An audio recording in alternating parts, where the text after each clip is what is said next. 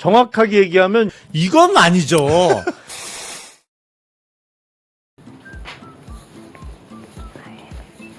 저 김용남! 또 김용남이야! 2주 연속이야. 아, 왜 그렇게들 봐요. 생방인 게 입증됐잖아요. 아, 김용남. 네, 죄송합니다. 아니, 저는 두 분이 오프닝 하기 전에 충분히 자리로 올 수 있을 줄 알았는데 무릎이 아파서 생각보다 무릎. 시간이 조금 걸렸어요. 그럼 인정. 아이, 무릎. 어떡해. 내 관절. 이럴 때 필요한 무릎 인정. 건 관절 스타. 관절 7일만 스타. 드셔보셔도 다르네 하실 겁니다. 요즘 건강기능식품 시장에 보스웰리아 제품들 많이 보이죠. 보스웰리아 원료 중에 관절 스타가 사용하는 보스웰리아 세라트린만이 7일 만에 통증 감소 효과를 식약처로부터 공식 인증받았습니다. 빠른 효과를 기대하시는 분들은 보스웰리아 세라트린을 꼭 체크해주세요. 사실 제일 정확하게 믿을 수 있는 건 리뷰랑 평점이잖아요. 진짜 일주일 만에 무릎 통증이 줄었다. 수많은 후기들이 7일 통증 감소 효과를 다시 한번 입증하고 있습니다. 관절 수술까지 가기 전에 관절 스타로 관절 지켜주세요.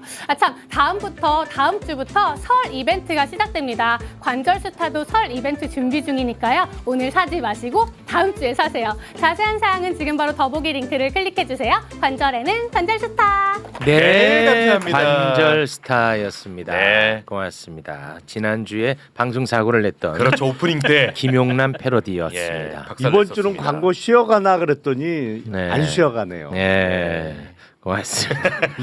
자, 그러면 오늘 정말 중요합니다. 그렇습니다. 대한민국 사법부가 대한민국의 발목을 잡고 있습니다.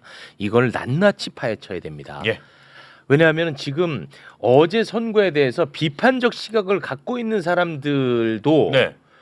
굉장히 이상하게 비판을 하더라고. 이게 잘못된 거거든. 이게 틀린 거야. 말이 안 되는 있을 거죠. 수 없는 네. 일이야. 그런데 뭐 비판적 시각을 갖고 있는 변호사도 네.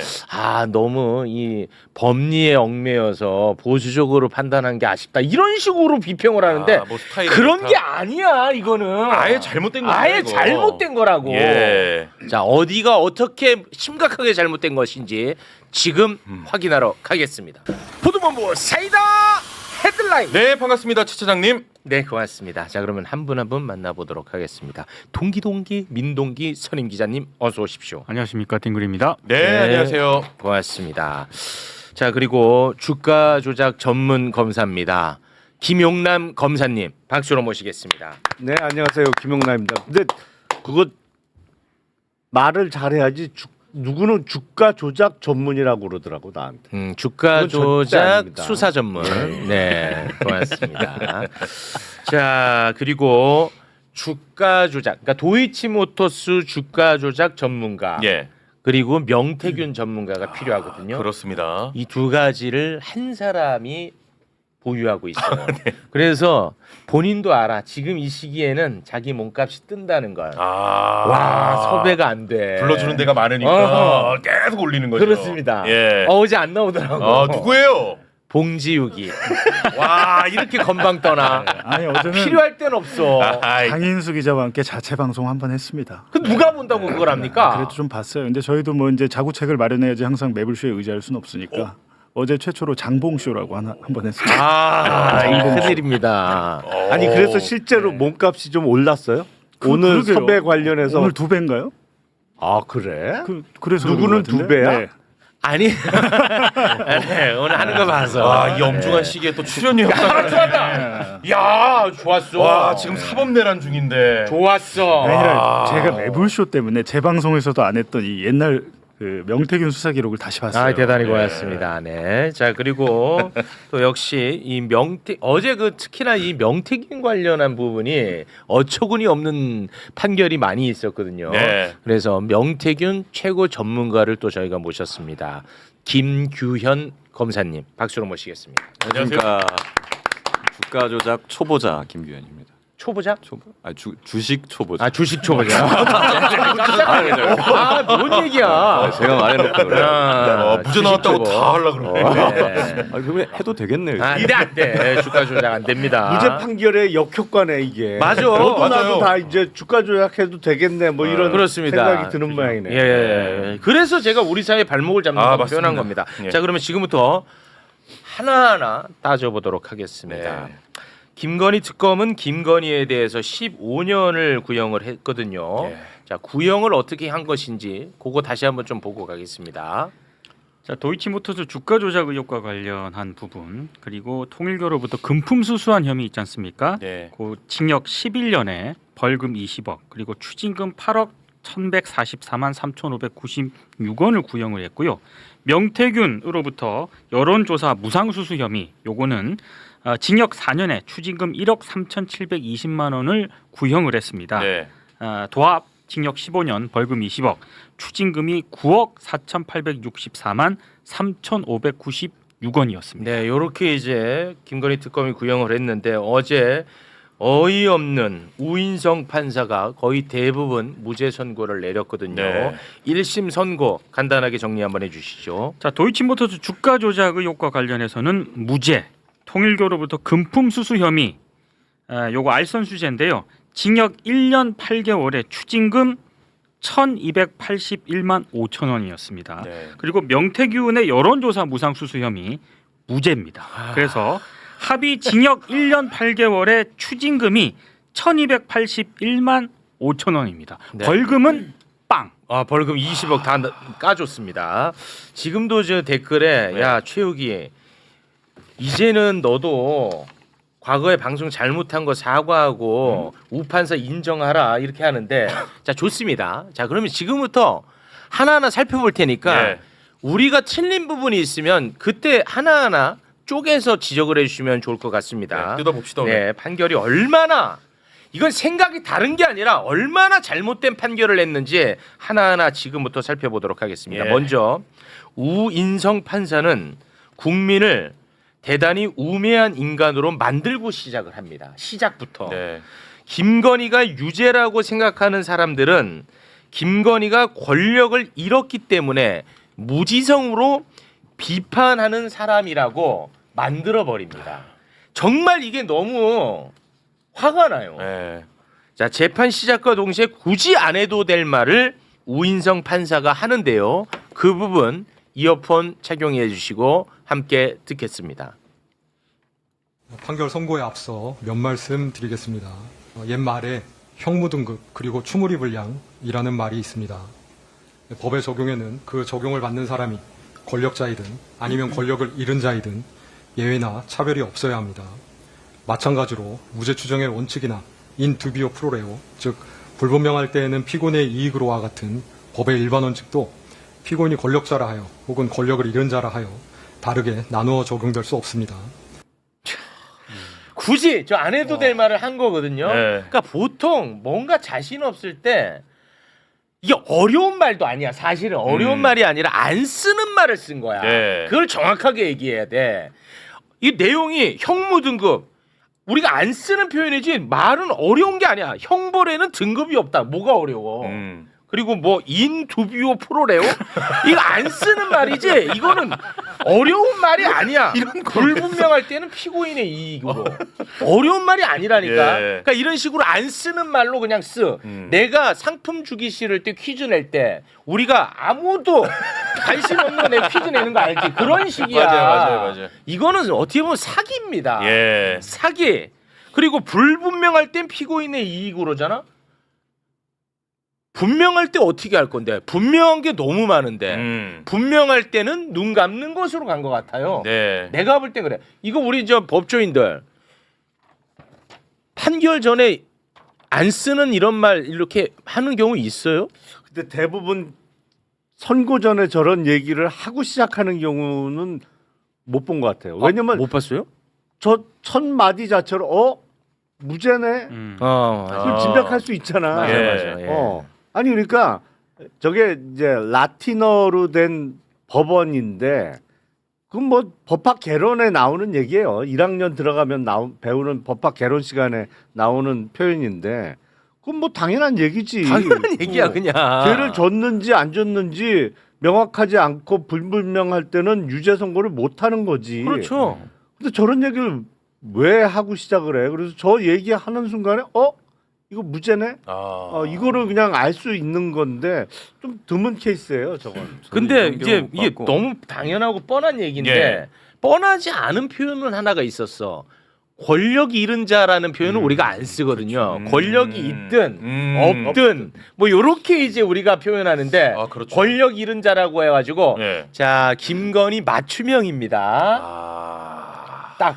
자, 요 부분 일단 잠깐 좀 짚어봤고요. 자, 도이치모터스 주가 조작에 대한 이야기 지금부터 해보도록 하겠습니다. 도이치모터스 주가 조작에 대한 우인성의 판단은 아주 단순했습니다. 그래. 주가 조작 있었다. 네. 있었다는 거 인정했습니다. 그리고 김건희 주가 조작의 인식도 있었다. 이것도 인정했어요. 인식 있었고. 그런데 김건희는 주가 조작범들하고 공모하지 않았다는 거야. 네. 그래서 김건희 무죄라는 겁니다. 그런데 지금 공모 관계가 아니라는 근거를 여러 가지를 댔어요. 예. 근데 그 중에 언론에서 별로 주목하지 않는 부분이 있어서 제가 그 부분만 좀 따로 떼왔는데요. 예를 들면 이런 거야. 10명에서 은행을 털어. 네. 그럼 10명에서 팀을 짜서 은행을 털면 10명은 공모 관계 있는 거잖아. 그렇죠. 그런데 그 중에 한 명이 예를 들어 김건희라고 해. 네. 은행을 터는데 한 명이 털어갖고 지가 턴 거를 지가 갖고 나가. 나머지는 털어갖고 해갖고 딱 해갖고 나눠 가져 돈을. 그러면 김건희는 공모관계 아니라 무죄라는 거야. 거짓말 같지? 그렇게 어제 얘기를 했습니다. 그 공모지. 실제 10명이 들어가 은행에. 네. 김건희는 지가 턴 거 지가 갖고 나가. 나머지는 털어갖고 나눠 가졌어. 그래서 김건희는 공모관계가 아니라서 무죄. 진짜 그렇게 얘기했습니다. 함께 보겠습니다. 블랙펄은 2011년 1월 13일 피고인과 수익금을 정산하면서 피고인의 계좌에서 발생한 매매 차익만을 대상으로 수익을 정산하였는데 피고인과 블랙펄이 공모관계에 있었다면 피고인의 계좌에서 발생한 매매 차익만 계산할 것이 아니라 이 부분 공소 사실에서 시세 조종 세력이 시세 조종에 사용한 다른 계좌들 20여 개에서 발생한 매매 차익도 함께 고려하여 정산을 하였어야 할 것인데 그와 같은 형태로 정산이 이루어진 바 없습니다. 이러한 사정들 때문에 시세 조종 세력이 피고인을 공동정범으로 여기며 함께 범행을 수행하려는 의사가 있었다고 보이지 않습니다. 따라서 가사 피고인이 시세 조종 행위에 대한 인식이 있으면서 이를 용인하였다 하더라도 피고인에게 방조의 성립은 변론으로 하더라도 공동정범이 성립할 수는 없다고 보입니다. 이 미친 거 아닙니까? 최욱 씨 얘기 듣고 보니까 진짜 맞지? 심각하다. 와. 그러니까 뭐 말은 뭐 우리가 평소에 쓰지 않는 표현으로 네. 하니까 뭐 좀 못 알아듣는 것 같은데 내가 말한 거랑 다르지 이 않다니까. 말대로 듣고 가면은요. 모든 주가 조작 사건에서 전주를 처벌하려면 그 전주가 돈을 100% 냈어야 돼요. 99%라도 됐으면 1% 줬는데 걔는 모르잖아 하면서 공범이 안 되는 거예요. 이제. 네. 네.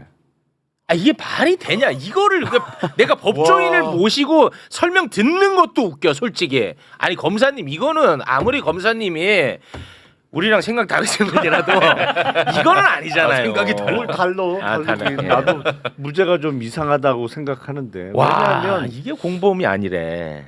김건희 피고인이 본인 입으로 증권회사 직원한테 얘기한 게 녹음된 파일이 있잖아요. 네. 이거 수익 40% 주기로 했다. 그러니까 맞습니다. 놀라잖아. 그렇게 네. 많이요?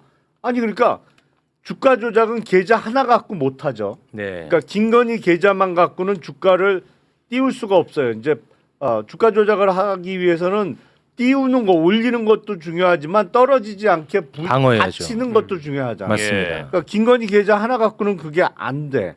근데 왜 김건희 계좌만 그 정산을 받아가냐? 거기서 들어간 돈이 많으니까 그렇지. 네. 거기서 난 수익도 많으니까. 네. 그리고 공동정범이 성립하지 않는다고 하면 이른바 7초 매매가 설명이 안 돼요. 12시. 그러니까 그게 맞아요.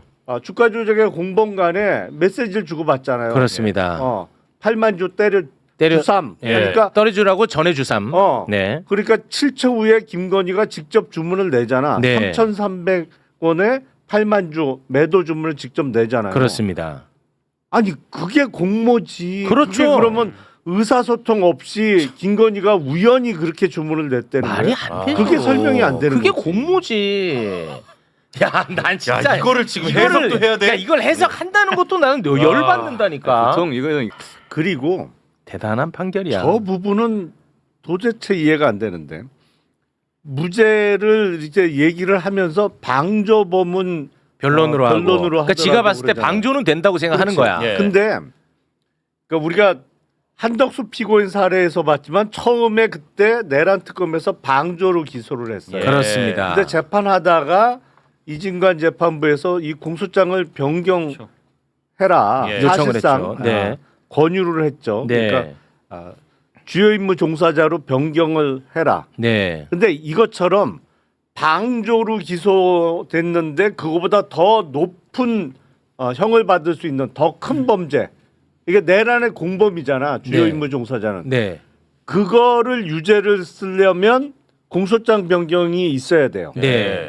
공소장 변경 없이는 작은 죄로 기소된 거를 큰 크게 죄로 할 수는 없어. 선고할 수 네네. 없어. 다만 음. 이것처럼 공동 정범으로 주가 조작의 공범으로 기소된 사건의 경우에 심리를 해보니까 공동 정범은 안 될 것 같고 방조는 돼. 그러면 공소장 변경 없어도 방조에 대해서 유죄 선고를 할 수 있어요. 아, 그래요? 네. 실제 사례가 그거는- 있습니다. 아, 진짜로? 네, 예전에 5만 보 양보해서 이 우인성이가 봤을 때는 요거 김건희가 주가 조작 방조는 되는 것 같은 거야. 예. 근데 공소장은 공동정범으로 돼 있어. 그래서 혼자서 요 방조는 죄가 되는데 이 바보들 안 했구나. 그럼 나는 무죄할 건데 이러고 연기했지만. 있어. 실제로. 그러고 나서 그 얘기를 또 합니다. 그러니까 예. 본인이 방조범으로는 되는 것 같다고 아까 봤지. 예, 맞습니다. 그것과 관련해서 이거는 나는 판단하지 않겠다는 얘기를 또 해요. 이게 얼마나 악의적으로 나쁩니까? 함께 보시겠습니다. 이 사건에서 방조의 성립 여부는 공방의 대상이 아니었기 때문에 방조의 성립 여부에 관하여는 더 나아가 판단하지 아니합니다. 와, 진짜 이거는 반드시 어떤 목적이 없고는 이렇게까지는 못합니다. 방조를 적용할 수 있었네요. 본인도 그렇게 판단하잖아. 100번을 양보해서 그럼 방어권 보장하기 위해서라면 변론 제기할 수 있는 거예요. 변론 제기해서 방조범으로 공소장 변경 해봐라 네. 라고 얘기하고 이거에 대해서 피고인 측 의견 내라. 네, 그러면 방어권 행사 기회를 주는 거잖아. 그렇죠. 네, 충분히 할 수 있죠. 그렇게 그렇습니다. 해도 뭐 잘못된 게 아닌데 이런 망구 얘기 없이 왜 다 무죄 쓰고 방조는 될 것 같은데라는 야, 사족을 이거 왜 진짜 사람 붙이냐고. 열받게. 실제 재판에서는 그거 많이 나와요. 성명 준비 명령이라고 그냥 종이로 막 보내요. 검사 피고인한테 방조범에 대해서 의견 내세요 이런 식으로 많이 옵니다. 그런 거. 많이 와요. 예. 저 재판에서도 한 5번 받았으니까. 아, 성명 준비 그랬어요? 명령에 그러니까 내가 볼 때 이거 부족해. 공소장 이상에 제대로 고쳐와. 라고 한 4번 5번 하거든요. 판사가 계속 바꾸라고 합니다. 검사한테도 그래요? 그렇고. 근데 저는 이제 한 말씀 드리고 싶은 게 이분이 그럼 예전에 어떤 판결을 했는지 궁금하잖아요. 우인성 판사. 네, 우인성 판사가.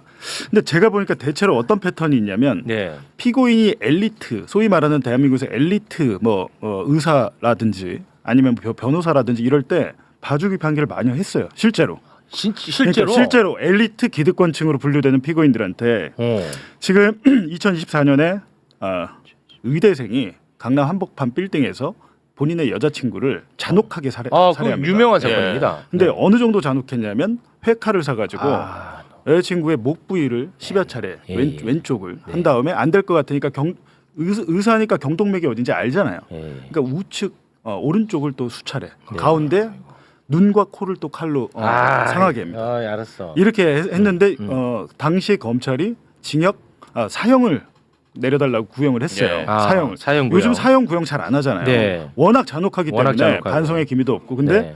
우인성 부장판사가 1심 판사였는데 징역 26년을 내렸습니다. 와, 대폭 깎았네. 예. 이거는 고의적인 살인이고 반성의 기미도 없는데 나중에 그때도 이랬던 것 같아. 판결문에 없는 얘기를 좀 한 거예요. 이 의대생에 대해서 이 의대생이 보니까 2018년에 수능 만점자 전국 수석을 한 네. 친구예요. 네. 근데 그리고 연대 의대생이었고 네. 근데 사회적 기여를 할 수 있다 얘가. 나중에 사회적 기여를 할 수 있다면서 재범의 우려가 없다는 식으로 얘기를 한 거예요. 판결을 선고할 때. 그게 나중에 알려지면서 방송에 나와서 난리가 났더라고요. 근데 2심 재판부에서 무슨 소리야 하면서 징역 26년을 더해가 그러니까 플러스해서 징역 30년에 5년의 보호 관찰을 추가로 때립니다. 35년을 한 거예요. 얘는 네. 이제 안 되는 거잖아요. 얘는 사회적으로 봤을 때 보호 관찰이란 거는 나오면 또 그럴 거 위험하다는 같으니까 거지. 이렇게 된 케이스가 있고 오. 강용석 변호사가 2021년에 가로세로 연구소에서 강용석과 김세희가 이재명 후보가 중고등학교를 안 나왔다. 소년원에 있었어. 범죄를 저지르고 이렇게 얘기했잖아요. 요거에 대해서도 1심 판사였는데 그 부분에 대해서 무죄. 무죄? 예. 네. 무죄. 그리고 유죄가 내려준 부분은 불륜이 있어서 혼외자가 있어. 요거에 대해서만 벌금 700에서 1000만 원을 와. 내린 거예요. 근데 2심에서 강용석이 징역형의 집행유예로 바뀝니다. 이 부분은 명백하게 대선 후보 이재명을 떨어뜨리기 위해서 고의적으로 한 거라고 해서 강용석 변호사잖아요. 와. 김세희는 벌금형 그대로 유지됐는데 2심에서도 1심에서 강용석만 징역형으로 벌금에서 징역형으로 업그레이드가 됐죠. 그리고 장영하 변호사라고 네. 조직폭력 박철민 성남 국제 마피아파 그렇습니다. 걔가 감옥에 있으면서 장영하를 선임을 해가지고 언론 플레이를 했잖아요. 네. 그래갖고 국민의힘 김용판 의원이 그때 당시도 2022년 1월경에 기자회견을 하죠. 조직폭력배가 이재명 측에 20억 원을 상납했다. 난리가 났었죠. 네. 난리가 났었는데 이후에 이제 선거 끝나고 검찰이 장영하를 기소를 안 해요. 장영하를 그 조직폭력배 박철민만 기소를 해서 처벌을 받는데 나중에 민주당이 야 장영하를 왜 수사를 안 해? 라고 해가지고 법원이 결정합니다. 그걸 제정신청이라고. 검찰에서는 끝까지 기소 안 하려고 버텼던 거예요. 그래서 기소를 했는데 어렵게 했잖아요. 민주당이 해가지고. 근데 장영하가 1심에서 무죄를 받아요. 장영하 변호사도 박철민한테 속은 거야. 몰랐어 장영하는. 이렇게 하면서 장영하한테 무죄를 줘요. 그게 우인성 부장판사. 이 문제가 좀 근데 있네. 이 사건 또한 2심에서 아니야 장영하 너 다 알고 있었어. 징역형의 집행유예. 2심에서 바뀝니다. 그러니까 어제 이 판결도 야. 항소심에서 많이 뒤집어질 것 같아요. 아니 그러니까 그거는 뭐 근데 그건 그런데 이 패턴을 보면 전형적인 엘리트 기득권층에 대해서 관대한 판결을 내리고 있는데 마찬가지로 윤석열 김건희도 대한민국 최고 권력자의 기득권층이잖아요. 네. 그래서 저는 이렇게 했다고 보거든요. 그냥 머릿속에 이런 인식 자체가 있는 게 아닌가. 심각하네. 예전 판결들을 보면. 심지어는 김건희 권력을 피고인의 잃었다고 더 경우에는 봐준 더 불쌍한 봐준 거죠. 불쌍했던 건 맞는데 엘리트는 아니잖아. 아니 그러니까 그 이제 대한민국 대통령 영부인이었으니까 그래서 뭐 엘리트만 봐준다기보다는 내가 볼 때는 어떤 정치적 성향이 있는 것 같은데. 그리고 사실 슬픈 얘기긴 한데 서초동에서 변론을 할 때 만약에 피고인이 학생이다 막 이러면은 대부분이 사실 얘 공부 잘합니다. 더 잘할 수 있습니다. 그걸 어필해요? 봐주십시오. 이렇게 어필 많이 하고요. 와. 이렇게 어필하는 게 솔직히 효과가 좋아요. 효과 좋아. 솔직히 의뢰인을 위해서 저도 그렇게 많이 해요. 아니 근데 그것도 정도 와. 문제지. 표창장 성적표 다 갖고 와요. 사시미 칼로 그렇게 사람을 난도질한 사람을 그러면 사회적 기회를 할 수 있다는 건 나중에 그러면 더 위험하지. 메스를 잡을 수도 있다는 그렇죠. 얘기가 그러니까 더 위험하잖아. 그러니까 이거 자기 모순에 빠져버린다니까. 얘가 공부 잘해. 사회적으로 더 잘 나갈 거야. 그러면 더 나쁘게 그 칼을 쓸 거 아닙니까? 아니 그 손에 어떻게 메스를 지워줄 수가 있냐고. 사시미 칼로 그런 짓을 했는데. 저는 안 개인적으로 되는 거지. 이분이 12.3 내란에 대해서 어떻게 생각하는지도 한번 물어보고 싶어요. 그러네. 내란을 인정 안 할 수도 있겠어요. 그럴 것 이 같아요. 정도면 예. 정치적 성향성이 굉장히 다분합니다. 걱정되는 것이 이 사람이 지금 다른 재판 뭐 하고 있나 또 봐보니까 최혜병 사건, 수사 외압 윤석열의 수사 외압 사건도 지금 이 재판부예요. 아 그래. 네, 매우 걱정이 됩니다. 그리고 알겠습니다. 통일교, 아, 조직적인 국민의힘 당원 가입, 그리고 쪼개기 후원금 우인성 재판부에서 합니다. 아, 통일교 정교 유착. 오케이 알겠습니다. 그러면 저희가 또 다룰 게 많기 때문에 주가 조작 관련해서는 뭐 이 정도 선에서 저희가 또 마무리 짓게. 이 주가 조작 관련해서 털어준 이유를 보면 열받는 대목들이 진짜 많아. 특히 그 공소시효 관련해 갖고 사람 진짜 열받게 한다. 그 참고로. 방송 전에 계속 화냈잖아요. 네, 그건 좀 얘기 시간 관계상 그건 좀 넘어가도록 하겠습니다. 자, 명태균 정치자금법 위반 혐의에 대해서는 진짜 우인성은 무죄를 주려고 작정을 한 것처럼 보입니다. 이게 정말 심각한데요. 하나하나 쪼개서 살펴보도록 하겠습니다. 정치자금법 위반이 되려면 여론조사의 이득을 김건희 부부만 보아야 하는데 예. 명태균은 김건희 부부에게만 준 게 아니라 여러 사람에게 배포했기 때문에 무죄다라고 이야기를 합니다. 이 굉장히 웃기는 이야기야. 자, 그 장면, 이 진짜 웃기는 얘기입니다. 그 장면 영상으로 보겠습니다. 명태균이 피고인 부부에게 전속적으로 제공하기 위하여 여론조사를 실시한 것이 아니라 자신이 운영하던 미래한국연구소의 영업활동의 일환으로 정기적으로 실시하던 여론조사 결과를 피고인 부부를 비롯하여 여러 사람들에게 배포한 것으로 보일 뿐이어서 이를 두고 피고인 부부가 여론조사 비용 상당의 재산상 이익을 취득한 것으로 볼 수 없습니다. 와, 이거는 진짜 정신 나간 소리로 들리는데 뭐냐? 예. 명태균의 여론조사를 여러 사람한테 뿌렸다. 근데 그거 왜 여러 사람한테 뿌린 줄 알아? 윤석열 당선시키는데 역할을 하는 사람들한테 뿌린 거야. 너무나 당연하죠. 아, 이거 말이 되냐 이게? 나는 진짜 이거 진짜 열받던데. 제일 핵심적인 게 이런 거였어요. 그러니까 와. 왜 명태균이 이 여론조사를 했겠느냐 이걸 판단을 해야죠. 네. 윤석열, 김건희가 아니었으면은 이 여론조사를 했을까요? 할 안 이유가 했을 없죠. 거잖아요. 그 윤석열, 김건희에게 이익이 되는 여론조사잖아요. 심지어. 그러면 그 거기에 대한 비용 상당 부분을 무료로 했으니까 당연히 이거는 이익을 제공했다고 봐야 되는 것이고 네. 첫 번째. 그리고 김건희, 윤석열 부부에 전속적으로 제공하기 위해서 버린 게 아니라 여러 사람한테 뿌렸다고 했는데 그렇습니다. 사실은 김건희, 윤석열을 위해서는 여러 사람들한테 뿌려야 김건희, 윤석열한테 이익이 되는 거예요. 그렇습니다. 당연하죠. 예. 다른 사람들한테 뿌려야지 아 윤석열이 이기고 있구나. 그렇지. 윤석열한테 붙어야지. 그렇지. 이렇게 생각하게 만들려고 뿌린 거 아닙니까? 이 인식도 그렇게 형성이 될 거 근데 아닙니까? 이걸 여러 사람한테 뿌렸으니까 이게 윤석열, 김건희를 위해서만 한 거라고 단정할 수가 아, 없다. 나 이거 진짜 미치겠다 이거는. 와. 거의 뭐 이건 뭐 명태균 장사하라고 열어준 와. 건데 앞으로 이제 이런 식이면 지방선거 이제 출마하는 분들 다 명태균 씨한테 지금 전화하시면 돼요. 와. 그렇다면 그 여러 사람이 누굴까가 궁금하지 않아요? 누굴까? 그 여러 사람이란 것은 김종인, 김종인, 이준석, 이준석 예, 예. 당대표님, 지상욱 여의도 연구원장, 와, 함성득 함성득 교수. 이렇게 4명입니다. 이 이 사람들이 출마하나요? 윤석열이 아니잖아요. 출마하고 윤석열이 윤석열을 출마하잖아요. 돕는 사람들이지. 예. 근데 그 4명에 대한 거 진술이 어디서 나냐면 예를 들면 명태균이 김종인한테 보낸 카카오톡이나 여론조사 결과 보낸 카카오톡이나 물증은 없어요. 이거는 진술에 의한 거거든요. 진술에. 근데 그 진술은 사실은 믿을 수도 있고 못 믿을 수도 있는데 네. 거기에 대해서 그냥 이 판사는 믿어버린 거죠. 야 윤석열, 김건희만 독점적으로 받았어야 되는데 대다수가 다 공유가 됐고 독점적으로 받은 것은 3건이야라고 얘기했습니다. 네. 그거 확인 안 됩니다. 거짓말이에요. 아, 그런가요? 3건만 윤석열, 김건희가 받았다고 볼 수 없어요. 아, 그건 거짓말입니다. 아 그래요? 그렇게 특정을 할 수가 없어요. 왜냐하면 물증이 없어요.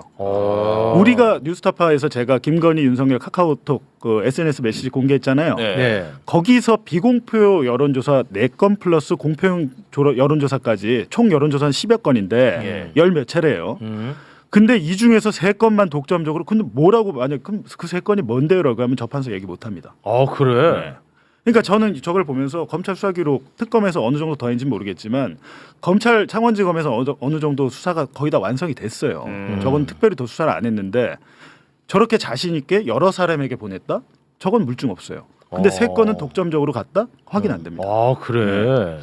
저런 아. 부분이죠. 그럼 이게 그러니까 사실관계 파악도 제대로 안 돼 있다는 거네. 여론조사가 2개로 좀 나눠볼 수가 있죠. 그러니까 국민의힘 내부 당내 경선이 이루어질 때 했던 여론조사. 네. 그렇죠. 그때는 비공표, 공표가 의미가 없는 게 비공표가 더 크게 그렇지, 작용해. 비공표를 이렇게 도표로 만들어서 국민의힘 대선 후보가 윤석열 후보, 그러니까 그때 홍준표가 아닌 윤석열이 돼야 대선을 이긴다. 뭐 이거를 쫙 뿌렸던 거잖아요. 예. 사실은 쫙 뿌렸고, 그러니까 당연히 윤석열, 김건희 부부에게 전속적으로 갈 수가 없지. 그 뿌려야 되는데. 당연하죠. 이 사람 저 사람 봐야 여론을 뭘 형성할 만들어서 거 아니야. 뿌리지. 여론을 형성하는 그렇지. 거잖아. 그리고 이제 공천이 확정된 이후에 또 실시된 여론조사는 사실은 지금 언급한 그 사람들이 봤어요. 네. 당연히 보지.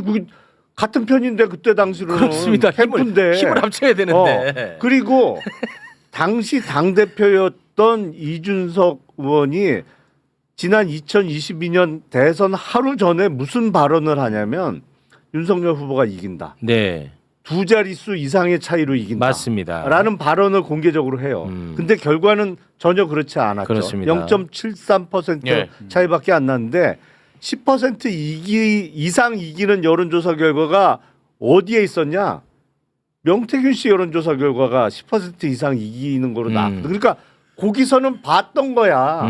그 뭐 여론조사를 봐갖고 뭐 전략도 세우고 한 거지. 네. 아니 윤석열, 김건희 두 사람만 보는 여론조사는 의미가 없지 오히려. 맞습니다. 야, 그러니까 특히 이제 참 진짜. 독점적으로 제공을 안 했다 그러는데 다른 여론조사는 다 빼고 대선 딱 9일 전에 3월 1일부터 3월 9일까지 명태균이 그때는 표본을 샘플을 5천 명까지 늘립니다. 응답자를.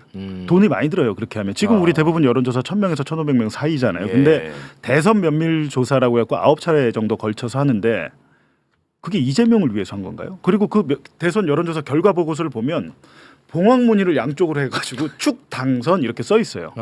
그리고 마지막 3월 8일에 했던 축 당선 그거 명태균 여론조사가 당시 캠프에 있었던 신용환 정책총괄지원실장 외장하드에서 나온 거예요. 나중에 보니까 이게 당연히 윤하고 윤석열하고 김건희한테도 갔겠지만 캠프로도 들어가서 활용이 됐다는 증거가 나온 거잖아요. 네. 그럼 이게 누구 뭐 이재명을 위해서 명태균이 한 건가요? 그 아니면 윤석열 자기 자신을 위해서 명태균이? 윤석열입니다. 예. 예. 근데 독점적으로 제공된 게 3건이다? 어떻게 이런 얘기를 하지? 라는 의문이 드는 거죠. 심각합니다. 그 3건만 정치자금법 위반이 되려면 김건희와 명태균이 계약을 체결했어야 되는데 이게 맞지 이거.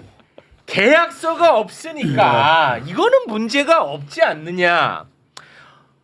아니 왜 내 얘기가 틀려요? 하면서 또 근거를 또 제시하면 여러분 제 얘기가 이상합니까? 같은 시기에 여의도 연구원이랑은 계약서 체결했던데? 라고 자신의 주장을 뒷받침하는데 그게 사람을 더 열받게 합니다. 네 맞습니다. 이 얼마나 말이 안 되는 건지 다시 한번 영상 보고 오겠습니다. 피고인과 미래한국연구소 또는 그 의뢰를 받아 여론조사를 하는 기관인 PNR 사이에 여론조사 관련하여 계약서 등 계약이 체결되었다고 볼 만한 증거가 없습니다. 명태균은 국민의힘 관련 기관인 여의도 연구원과는 2021년 4월 및 5월경 각각 여론조사에 관하여 계약서를 작성하였는데 비슷한 시기인 2021년 6월경 피고인 부부를 만났으면서도 피고인 부부와는 여론조사에 관하여 계약서를 작성한 바가 없습니다. 저 넥타이 메고 점잖은 톤으로 하니까 이게 별로 이상한 소리처럼 안 들릴지 모르겠는데 이 얼마나 어처구니 없는 얘기입니까? 이러니까 생중계를 할까 말까 고민했던 것 같아. 와 이거를 국민들 앞에서 얘기를 하네. 제가 저걸 말씀드릴게요. 왜냐하면 와. 저는 저거를 2023년 11월 25일에 제가 뉴스타파에서 기사를 썼어요. 지금 여의도 연구원과는 계약서를 체결했다. 썼다. 네. 근데 나머지는 안 썼다잖아요. 그렇습니다. 이게 언제냐면 오세훈을 보궐로 해서 2021년 4월에 시장을 만들어요. 시장을 만들었죠. 만든 다음에 지상욱이 고마우니까 그거에 대한 보답으로 명태균에게 2건 3천만 원짜리 용역을 줍니다. 여의도 연구원에 있는 돈을 받아야 되잖아요. 미래한국연구소에서 법인 대 법인으로. 그렇죠. 그래서 계약을 체결했는데 선거 끝났죠. 뭘 했냐면 문재인 그 용역 조사 내용이 문재인 정권의 총리와 장관의 인식 조사. 이게 무슨 의미가 있습니까? 이게 사실은. 그럼 이거 돈을 받기 돈을 위해서. 주려고 건수를 일부러 만든 거예요. 선거 여론조사와 아무 상관이 없고 이때 딱 2번 한 건데 야 이때 2번은 계약서 체결했는데 나머지는 왜 안 했어? 제가 강영현 씨 물어봤습니다. 그러면 여태까지 선거 캠프라도 계약서 체결하고 해준 적 있나요? 없습니다. 단 한 건도 없어요. 큰일 나죠. 네. 계약서를 체결한 거. 계약서를 체결하진 않는데 예를 들면 선거 캠프에 정치자금으로 합법적으로 들어올 때는 부가세 영수증 처리를 해줘야 되잖아요. 그렇죠. 영수증 발부해줘요. 그거는. 뭐 당연하죠. 근데 이거는 불법이니까 당연히 영수증도 없고 계약서는 원래 없고. 네. 근데 여의도 연구원 이 2건을 갖다가 문재인 정권의 총리와 장관에 대한 인식 조사 하나마나 한 거 돈 주려고 그냥 한 거를. 그건 또 몰랐네. 그러니까 마치 그런 것 같아요. 이게 보면 가끔 뇌물 사건 있잖아요. 뇌물을 주고 받을 때는 당연히 계약서 안 쓰죠. 누가 야, 내가 너한테 뇌물 1억 줄 테니까 네. 너 이 뇌물 1억 받고 나한테 어떤 이권 뭐 사업권이나 뭘 주기로 한다. 이런 계약서 쓰는 사람은 없잖아. 네. 그런데 가끔 뇌물 사건에 차용증이 등장하는 경우가 있어요. 이건 사후적으로 이거 수사 들어올 것 같은데 문제 될 것 같은데 그러면 사후적으로 차용증을 만들어. 뭐 1억 빌린 거다 내가. 이런 식으로. 그러니까 지금 사후적으로. 여의도 연구원하고 맺었다는 계약서가 마치 그런 거야. 차용증. 사후적으로 예. 돈을 꺼내 써야 되니까 명태균을 주기 위해서 외관을 만든 거예요.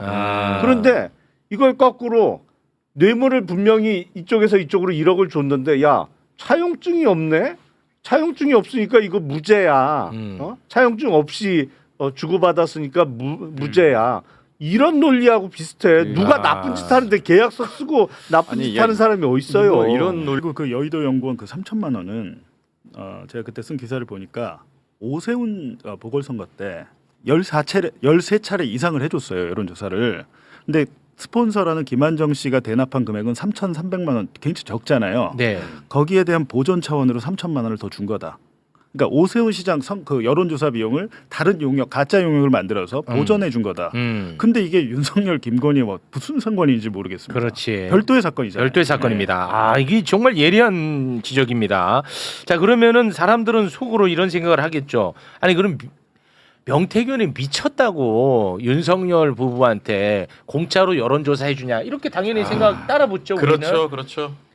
여기에 대해서도 또 우인성은 또 막아냅니다. 대단합니다. 네. 에이, 여러분들 그렇게 생각하지 마세요. 명태균은요 지방선거 예비 후보한테 2억은 슈킹 해 먹었잖아. 그러니까 윤석열한테 돈 안 받아도 되지. 힘들다 이게 점점. 대단한 사람이야. 아니, 진짜 우인성은 그러니까 이거는 그러니까 김건희를 무죄로 해줄 마음을 먹지 않고서는 이거 어렵습니다. 이거 만약에 변호사가 이 논리 구성했으면 의뢰인이 야 이 미친놈아 이렇게 했을 것 같아. 자, 그 장면 영상으로 보겠습니다. 명태균은 스스로의 정치적 성향에 기인하여 영업을 위해 정치 판세를 읽고 분석하기 위해 자발적으로 여론조사를 실시할 동기도 있었던 것으로 보입니다. 이러한 분석을 토대로 피고인 부부에게 선거 관련한 상담 및 조언을 하면서 선거를 도운 것으로 보이는데 명태균이 피고인 부부에게 선거 관련한 상담 및 조언을 하였다고 하여 그것을 두고 여론조사 비용 상당액의 이익을 피고인 부부가 얻은 것으로 볼 수는 없습니다. 실제 이 사건 여론조사 비용은 지방자치단체 관련 선거에 출마하려는 예비 후보자들로부터 받은 2억 4천만 원가량 및 그 외 여론조사를 의뢰한 사람들로부터 받은 돈으로 이미 충당되었던 것으로 보입니다. 아, 지도 안 부끄럽나 진짜. 와, 이거는 진짜 이거는 비약이 너무 심하고 이건 진짜 쉽지 않은 논리 구성인데. 뇌물을 줄 때 내 돈으로 안 주고 남의 돈을 받아서 주면은 이거 죄가 안 된다. 이런 거랑 되게 비슷하잖아요. 그거보다 더한 것 같은데 이거는. 아니 그리고 지금 문제되는 여론조사는 대선을 앞두고 대선 여론조사를 이제 윤석열, 김건희가 받고 활용해서 문제가 된 건데 네. 지방선거 출마자들한테 받은 돈하고 뭔 상관 있어? 그 지방선거 여론조사도 아닌데 아니 그러니까 전혀 명목이 다른데 이 비약이 너무 심하다는 네. 거예요 이게. 그러니까 그 사람들 지방선거 출마자들이 돈을 1억 2천만 원 각각 대구 시의원 하고 싶은 사람, 고령군수 하고 싶은 사람 이 두 사람이 각각 1억 2천만 원씩 줬는데 그게 이제 돈을 준 시점은 2021년 7월부터 이듬해 대선 끝날 때까지 한 4월까지 22년 4월까지 준 건 맞아요. 근데 이 여론조사 수행을 강혜경 씨가 직접 했잖아요. 네. 그 돈으로 한 겁니까라고 제가 물어봤어요. 일부 들어가 있지만 81차례를 그 돈으로는 할 수 없다. 전체 강혜경 씨가 뽑은 이 출납 그 청구서에는 3억 7,500만 원입니다. 81차례. 2억 4천만 원보다 훨씬 많죠 일단은. 검찰 이번에 특검이 구형할 때도 여론조사 비용을 2억 7천으로 1억 깎았어요. 2억 7천이어도 이 선거자들이 낸 것보다 많은데 저는 이게 말이 안 된다고 생각하는 게 남의 돈으로 하면 그게 범죄 아닌가? 내가 내 돈 내서 했으면 범죄가 안 되지만 네. 남이 대납했기 때문에 범죄가 되잖아요. 네. 오세훈도 그것 때문에 그런 거 아니에요? 스폰서가 그렇습니다. 대납했기 때문에. 김한정 씨 대납. 지금 이거를 무죄의 증거로 쓰고 있는 거잖아요. 이 말이 안 된다니까. 대납을 했으면 그게 유죄의 증거여야 되겠는데. 그렇죠. 어처구니가 없는. 아니, 말 나온 김에 요거 연결해서 보겠습니다. 자, 이렇게 되면은 강혜경 씨가 작성한 여론조사 비용 청구서가 해결이 안 돼요. 왜냐하면 이거 실물로 있거든. 이거는 여론조사 비용 그 파일 있잖아요. 그거 좀 올려줘 보세요. 이게 실물로 존재해. 예. 그리고 실제로 이거를 들고 윤석열 만나러 간다고 얘기를 합니다. 네. 명태균이. 그리고 실제로 우인성도 만났다는 것까지는 인정해. 윤석열하고 명태균이 만났던 건 또 인정합니다. 네. 그런데 실물도 있고. 근데 이거를 해결하기 쉽지 않잖아. 그러니까 이때는 뇌피셜 굴려버립니다.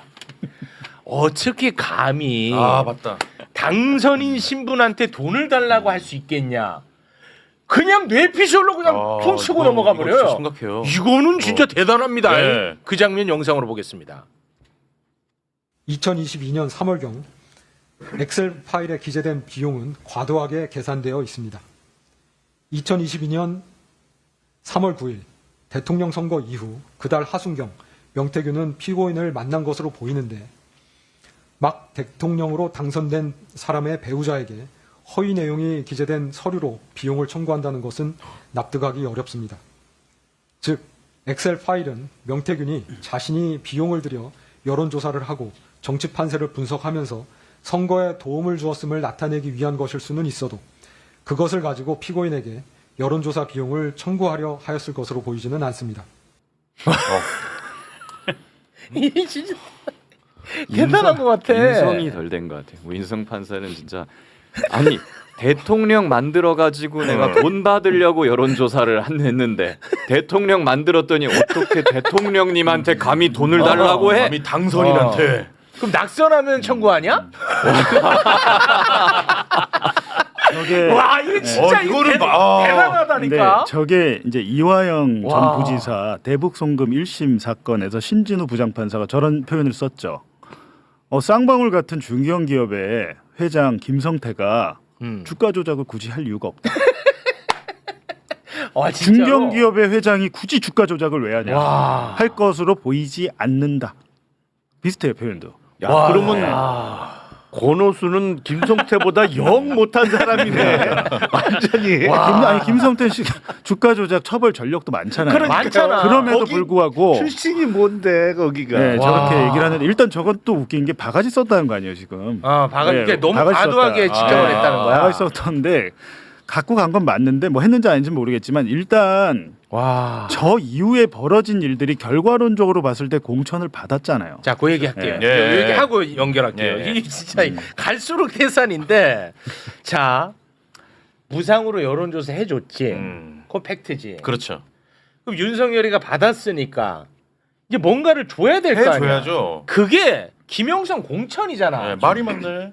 아니 이거는 우리가 따질 필요가 없어요. 이보다 완벽한 증거는 그렇죠. 없어요. 전 세계에 이보다 완벽한 증거가 예. 없어요. 왜냐? 말이 많다. 공천해주라고 했다. 네. 하면서 명확하게 그리고 또 이게 김건희 목소리까지 다 담겨 있습니다. 이보다 완벽할 수는 없는 증거. 오랜만이지만 워낙 중요하기 때문에 다시 한번 듣고 오겠습니다. 오늘 네. 여사님 전화 왔는데 네네. 내 고마움 때문에 네네. 김영수 걱정하지 말라고 내가 고맙다고 네네. 야, 자기 선물이래. 아, 하여튼 입 조심해야 돼요. 알겠습니다. 네네네. 난리 뒤집어진다. 알겠습니다. 네. 중간에서 나한테 이거 왔길래 야 김영선이 경선때도 열심히 뛰어주니까 너는 김영선이 좀 해줘라 그랬는데 이게 말이 맞네. 진짜 평생을 잊지 않겠습니다. 고맙습니다. 아, 예, 사모님. 윤상현 얘기 나오지. 아니, 지금 당선자가요. 예. 여보세요? 네네. 네, 당선인이 저기 지금 전화를 했는데 예. 하여튼 당선인 이름 팔지 말고 그냥 미르라고 했어요. 지금 전화해서. 아, 예, 고맙습니다. 당연하죠. 권성동하고 저기 윤한영이가 반대하더만 보니까 그렇죠? 예, 그럼 당선인이 뜻이라고 그렇게 해야 된다고 윤상현 아빠가 했는 것 같더라고요. 네네네. 그렇게 하다가 너무 걱정하지 마세요. 잘 될 거예요. 잘 될 거니까 예. 지켜보시죠 뭐. 예, 고맙습니다. 예, 잊지 않겠습니다. 제가. 네, 선생님. 예, 내일 가서 뵙겠습니다. 네, 예. 선생님. 예. 자, 그리고 실제로 공천됐고 아 그러니까요. 이거는 진짜 완벽한 증거잖아. 이거는 제 아무리 날고 뛰는 우인성도 해결하기 어렵잖아. 어렵지. 요거는 어렵잖아. 빼박인데. 요거는 어렵잖아. 예. 요거 해냅니다. 요거 해냅니다. 우인성. 자, 요거를 어떻게 해내냐? 만약에 김건희 부부가 무상으로 여론조사를 받고 그 대가로 김영선에게 공천을 만약에 줬다면 네. 왜 명태균이가 김건희 윤석열 부부 말고 다른 루트를 통해서도 부탁을 했겠냐? 그러니까 공천 대가 아니지라는 기적의 논리를 펴니다. 그런데 그 이유는 이 증거 안에 다 들어 있잖아요. 당에다가 얘기를 했는데도 말이 많은 거야, 얘네들이. 예. 그러니까 최고 대빵한테 또 얘기를 그렇지. 하는 거거든. 이 증거로 다 설명이 되는데도 불구하고 우인성이는 그걸로 갑니다. 아, 그거 자, 해내네. 그 장면 영상 보겠습니다. 만약 피고인이 2021년 3월 하순경 명태균을 만나 여론조사의 대가로 김영선에 대한 공천을 확언하였다면 명태균이 2021년 4월 2일경부터 5월 9일경까지 이준석, 윤상현, 피고인 부부, 한모 씨 등 여러 사람들에게 지속적으로 연락하면서 김영선을 공천해 줄 것을 부탁하지는 아니하였을 것입니다. 특히 피고인에게 거듭하여 공천을 부탁하지는 아니하였을 것입니다. 실제 김영선에 대한 공천은 국민의힘 공천심사위원회에서 위원들 사이의 토론을 거쳐 투표에 의하여 결정된 것으로 보입니다. 와. 야, 이거 자기도 찔리는 것 같아요. 말하면서 자꾸 버벅거려. 막. 위원들 사이에 토론을 거쳐서 막 결정된 것으로 보입니다만. 누가 봐도 심각하게. 누가 봐도 이게 우리가 딱 들은 저 몇 마디 안에 앞뒤의 논리가 충돌하는데 네. 앞의 논리는 3월 하순에 김건희가 명태균 씨한테 확언을 했다면 왜 여러 사람한테 부탁을 했겠냐. 그러니까 그 얘기는 그 김건희 피고인이 명태균에게 김영선 공천 줄 테니까 걱정하지 마라고 확언을 했으면 이 사람 저 사람 만나서 당시 당대표인 뭐 이준석이나 뭐 이준석이라든지. 윤상현 공관위원장한테 부탁할 일이 없지 않았겠느냐. 네. 그 논리는 네. 국회의원 공천권을 당선자의 배우자인 김건희가 갖고 있다는 논리잖아. 그러네. 그렇잖아요. 그 논리는 그러네. 김건희가 준다고 한번 확언을 했으면 그거로 끝난 거지. 왜 여러 사람한테 부탁했겠어. 이 논리잖아. 근데 뒤에 논리는 이거는 공관위에서 그 논의해서 결정한 거야. 그러네. 뭔 소리야? 앞에는 김건희가 갖고 있다며 권한을. 앞뒤가 충돌하잖아 지금 논리가. 그리고 아니 제 아무리 윤석열이 공천 준다고 해도 형식적으로 그러면 공관위에서 결정하지. 그러면 그럼 비슷해서 결정하냐? 그거를. 그래서 진짜. 이제 홍준표 전 시장이 정치판을 모르고 내린 판결이다. 아마 그게 그 말 같은데요. 이게 이렇게 이해하시면 될 것 같습니다. 2022년 4월 달부터 그러니까 대선 직후 3월은 아니고 4월경부터 명태균이 김영선을 공천을 받기 위해서 움직인 게 처음엔 이준석이었어요. 이준석. 네. 제가 자료 1번 한번 띄워주세요. 자료 1번 보시면 이게 2022년 4월 2일자에 명태균이 지금 창원시 의창구 국회의원 재보궐선거 공표용 여론조사를 보내잖아요. 네네네. 이때 당시에 뭐라고 합니까? 윤상현 의원한테도 함교수 통해서 토스해 주세요. 이때 이미 윤상현이 공관위원장으로 내정이 됐던 거예요. 그렇기 때문에 윤상현한테도 보내라라고 한 건데 이 앞전에 이준석이 명태균한테 뭐라고 하냐면 김영선은 창원시 의창구에서 살은 적이 없어요. 갑자기 내리 꽂힌 사람이잖아요. 맞아요. 근데 네. 당연히 그러면 여론조사 안 좋게 나오잖아요. 그렇죠. 이기는 여론조사를 가져오세요. 그렇지. 이기는 여론조사를 만듭니다. 조작을 해서. 냈죠. 냈고 이준석한테 됐는데 명태균 입장에서는 불안했던 것 같아요. 자료 8번 보시면 함성득 교수에게도 지속적으로 아까 그 함 교수 통해서 윤상현한테 보내라고 했죠. 그렇죠. 얘기를 계속합니다. 형수한테 제가 보낸 문자입니다. 여기서 형수가 누굴까요? 여기서 형수가 형수 한번 자료가 안 보이는데. 제가 보낸 문자입니다. 여기서 형수가 김건희입니다. 네. 김건희한테 보낸 문자를 함성득 교수한테 토스를 하면서 살려주세요. 대통령님과 사모님의 충복이 되겠습니다. 윤상현 의원에게 전화해서 말씀 좀 해주세요. 김영선을 전략공천 주라고 해주세요. 함 교수가 윤석열 당시 당선인의 최측근이었어요. 그렇기 때문에 이렇게 한 거고 여기서 명태균이 가운데 부분 보면 중요한 얘기를 하죠. 공천관리위원장으로 윤상현 의원을 이준석 대표에게 추천한 사람이 바로 저 명태균입니다. 라고 얘기합니다. 이게 이때 당시 거짓말할 이유가 없잖아요. 네. 개인 사적인 대화에서. 네. 그리고 앞서 내가 오세훈 이준석 대표를 도와줄 때도 돈 필요 없다. 김영선만 도와달라는 게 제 요구 조건이었다. 내가 앞서서 이 사람들 오세훈 시장 만들고 이 모든 거는 김영선 공천을 받기 위한 행위였다고 차백하고 있잖아요. 그러네. 그러니까 밑에 함 교수가 윤상현에게 김영선 문제로 대표가 전화했음. 잘자. 연락이 됐죠. 네. 이렇게 하다가 그 뒤에 어떤 일이 벌어지냐면 이준석이 이 사달을 만든 거예요. 작업을 다 끝낸 줄 알았던 거죠. 4월 달 말쯤에는 이때 김건희한테 얘기했던 것 같아요. 명태균 입장에선 끝났다. 윤상현 공관위원장 됐고 이준석이 나 도와주고 내가 달라는 거 다 해줬고 끝났어. 그런데 갑자기 5월 9일 12시 반경에 이준석으로부터 카톡 메시지가 명태균한테 가요. 맞아. 그게 자료 7번. 맞아. 기억난다. 그러니까 왜 저런 통화를 했는지 이 스토리가 이렇게 들으면 이해가 되는데 저 우판사는 이 앞뒤 맥락을 다 자르고 그냥 그렇습니다. 야, 한 번 부탁하면 된 거 아니야? 그거 뭐 두 번 세 번 해야 돼? 여러 사람한테 왜 이런데 그러니까 이준석이 이 사달을 만든 거예요. 다 된 줄 알았는데 당선인 측에서 경선을 실시하라고 했대요. 명태균한테 얘기하니까 맞아. 명태균이 뒤집어지는 거야. 여기 문자만 봐도 엄청 열받은 게 나오거든요. 사모님과 당선인에게 물어보세요. 내가 얘기 다 했는데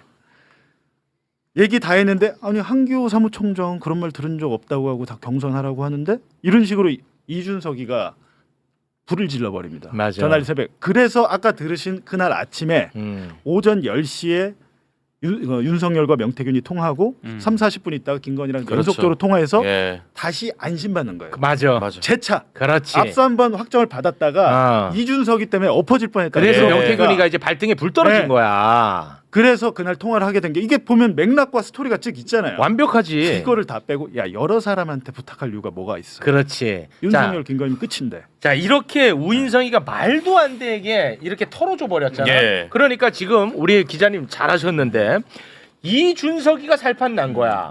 그러니까 이준석이가 이때 또 기어 나와가지고 말장난을 합니다. 이준석 말장난 한번 좀 요건 봐야 돼 무조건. 자, 페이스북에 1심 판결이 나온 직후에 와. 글을 썼습니다. 명태균 사건에 대해서 짚고 넘어갈 지점이 있다. 여론조사라는 것도 비공표 조사와 공표 조사는 완전히 다르다. 공표 조사는 중앙선관위 등록 절차를 거쳐야 하고 조작 및 허위 비용 청구가 불가능하다. 비공표 조사는 애초에 선거에 영향을 주는 공표 행위를 처벌하는 것이 공직선거법의 취지이기 때문에 처벌 근거가 없다. 이게 팩트인데도 우격 다짐으로 문제 있다고 몰아갔던 게 진보 진영의 일부 유튜버다. 이렇게 얘기를 하고요. 하나 더 있어요 지금. 빠밤빰. 너는 내가 일단 뭐야 또 하나 더 있는데 자 친여 성향 유튜버들이 맨날 이준석 끝장났다. 드디어 이준석 끝났다로 조회수 장사를 하면서 조회수 장사. 작년 한 해 경찰에 뭐 15건, 검찰에 15건 자신들이 창작한 내용으로 수사에 들어갔지만 다 무혐의 받았어. 단 한 건도 기소도 안 됐고 이준석은 생생하다. 자 그럼 내가 정리할게. 자 이준석이가 이 말장난이야. 예. 자 일단은 우인성이가 얼마나 이상하게 털어줬는지가 핵심입니다. 예, 그거는 우리가 다뤘고 그리고 비공표가 뭐가 그렇게 중요하냐. 선거에 영향을 안 끼친다. 뭐 이런 식이잖아. 네. 이준석 씨 그러면 이 녹취 어떻게 해결하시려고 그러시나? 녹취 함께 들어보겠습니다. 여보세요. 그 우리 공표조사나 네, 이준석이가 공표조사나 네, 비공표라도 네. 그 누구야 김지수를 이기는 걸 가져와라. 네. 그러면 전략공천 줄게 이라는. 어떻게 하실라나? 그러니까 아니 지금 진보 유튜버를 잡을 게 아니라 명태균이를 잡어. 지금 이 통화 2020년 4월 2일자죠. 자료 1번 다시 보여주세요. 자료 1번. 4월 2일. 그날 보낸 거. 그날 보냈네. 네. 만들어서 보낸 거. 그렇죠. 이해되시죠? 만들어서 보낸 네. 거야. 네. 그러니까 제가 볼 때는 비공표만 조작한 게 아니고 와. 공표도 조작이 됐다고 검찰은 이미 의심하고 수사를 했어요. 와. 자, 그리고 이준석 씨의 비공표는 말이지요. 아까 뭐 비공표는 맞아요. 뭐 처벌 규정이 없다 막 이따 얘기했잖아. 자, 비공표는요. 내가 너한테 비공표로 의뢰를 해. 그래서 여론조사 기관이 여론조사를 해서 나한테만 딱 주면 이건 비공표가 맞습니다. 그런데 윤석열이 의뢰자가 아니잖아. 쥐들 말대로라면. 그렇죠. 그러면 비공표를 윤석열한테 주는 순간 이거는 공표가 돼요. 그렇죠. 그러니까 그 자체가 공표가 된다니까. 예. 처벌돼. 그 조작하면 더구나, 자꾸 말장난하고 앉았어. 그러니까 더구나 손을 대서 수치를 조작했잖아요. 등수를 그럼. 줬고. 예. 근데 그리고 아까 그 강혜경 씨의 그 여론조사 청구서 있잖아요. 거기 이준석 것도 들어가 있어요. 따져 보면 이준석이가 당 대표 된 게 그때 5월경 아닌가요? 2021년 5월경? 2021년 6월. 6월경이잖아요. 네. 그러니까 5월부터 한 게 들어가 있다니까요. 2021년 6월 9일에 아마 당선돼. 이게 말 틀리면 이걸로 또 고소합니다. 아니 그러니까 네. 제가 무슨 말씀드리냐면 본인이 될 때도 1등을 했잖아요. 본인이 공표에서. 네. 근데 그 전에 그 내가 볼 때는 그것도 한번 봐야 되는 건 게 이상하게 그 창원지검에서 검사들이 그 여론조사 기관 피해나를 압수수색을 해야 되는데 위에서 막습니다. 못하게 피해. 야 여론조사 기관 거기 압수수색하지 마. 예전에 기억나실 거예요. 검사 7명이 서명을 압수수색 필요성 수사 보고서에 7명이 동시에 도장을 찍은 게 있었어요. 예전에 7, 8명. 이거 되게 이상하다. 이런 일이 있냐는데 이런 일은 없잖아요. 그때 당시에 그 수사 보고서의 제목이 피해 날에 대한 압수수색의 필요성을 쭉 정리한 거예요. 위에서 허락을 안 하니까. 만약에 당시에 윤석열이 서슬퍼렇게 살아 있는데 그때 당시가 2024년 10월 이때 수사할 때 아닙니까? 10월 11월 2024년에. 근데 피해 날을 뒤져가지고 공표용까지 조작한 게 나오면 난리가 나죠. 정말로. 그러면 이제 난리가 그럼 완전 후보를 그냥 완전 조작한 거잖아요. 그렇지. 수사가 거기서 멈춰버린 거죠. 진전이 안 된 거죠. 그러니까 이준석은 지금 아마 생각을 할 거예요. 오세훈 이준석은 야 살았어. 그럴 것 같아. 야, 그렇죠. 야 나 가만히 있었고 제가 나 준 거지 뭐 내가 달라고 한 것도 아닌데. 최대 수혜자가 네. 되는 거지. 근데 여기서 또 이때다 싶어서 말장난하고. 그렇죠. 매불쇼인지 아닌지 모르겠지만 좀 또 유튜버 아니 그 팩트로 부딪혀야지 왜 자꾸 말장난을 해? 아니, 이렇게 얘기하니까 또 헷갈려요. 그러니까 이렇게 맞는 얘기 하잖아. 같아. 맞는 얘기 같아. 이렇게 하면. 그러니까요. 그래서 나는 얘기하잖아. 이준석하고 한동훈이가 가장 위험하다고. 앞으로 화가 안 풀려. 고소당해. 혈압. 내가 요만큼이라도 틀려도 고소합니다. 예. 그러나 단 한 번도 못 하잖아. 왜냐면 나는 그냥 팩트로 갑니다. 팩트로. 네. 여기까지만 하겠습니다. 다 구겨놨어 이씨. 내 마음이 구겨져서 그래. 나 너무 힘들어 진짜 이런 거 보면. 자 그러면 명태균 관련한 이야기는 뭐 이 정도로 정리하고요. 이제 통일교로 좀 넘어가겠습니다. 알선수재 혐의 2022년 4월부터 7월 4일 전성배와 공모해서 윤영호 본부장으로부터 통일교 지원 청탁과 함께 김건희가 뭐 그라프 목걸이 샤넬백 가방. 그다음에 무슨 천수삼 그렇죠. 차를 받았다는 혐의거든요. 그런데 이것과 관련해서 어제 판결을 했는데 진짜 웃깁니다.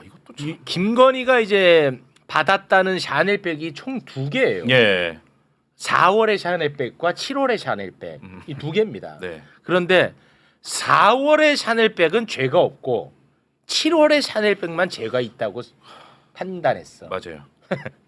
그러면 도대체 4월의 샤넬백은 왜 죄가 없다? 4월의 샤넬백은 왜 죄가 없다고 판단했느냐? 예. 그때 이제 당선인 신분이었거든요. 2022년 4월이니까 그때는 뭐 청탁한 게 없다는 거야. 예. 그래서 샤월의 샤넬백은 아주 깨끗하대. 자, 그 판단 함께 보겠습니다. 2022년 3월 30일경 피고인이 윤영호에게 대선을 도와줘서 고맙다는 취지로 윤영호는 피고인에게 대통령 당선을 축하한다는 취지로 전화 통화를 하였으나 이는 의례적인 표현이고 대화 내용 중 청탁이라고 볼 만한 것이 없고 그 시경부터 가방을 수수할 당시까지도 청탁이라고 볼 만한 것이 없어 이를 전제로 하여 알선 명목으로 금품을 받은 것으로 볼 수는 없습니다. 야, 그러면 내가 이거 하나 물어보자. 그러니까 피고인이 윤영호에게 대선을 도와줘서 고맙다는 취지라는 거야. 예. 아니 김건희가 윤영호에게 고마운데 왜 윤영호가 김건희에게 샤넬백을 주냐? 아니 얘기를 한번 해봐. 그렇지. 김건희가 윤영호한테 고마워. 그런데 샤넬백은 윤영호가 김건희한테 왜 줘? 설명해.